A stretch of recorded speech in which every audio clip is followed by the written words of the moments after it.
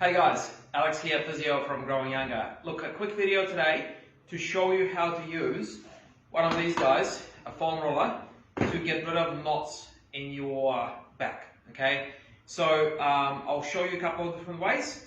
So one is very simple. Okay, you put the foam roller on the floor, okay, and you're going to line it.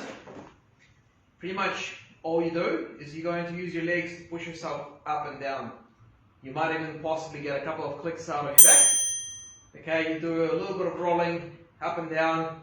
I would probably suggest do it for at least 30 seconds to a minute. Just go up and down, okay? And then at the end you can just try and relax and kind of let your back arch over the foam roller, okay? Just relax. Okay, and you can also roll up and down, try a few different positions. Maybe rest for about 20 to 30 seconds in that position, just try and relax. Okay. Cool. So that's one way. Another way is this time I'm going to put the foam roller, I'm going to put it vertically, so not across the back, I'm going to put along the spine. So I'm going to go like this, okay? And I'm going to line it again. And I'm just going to kind of wiggle from one side to another side.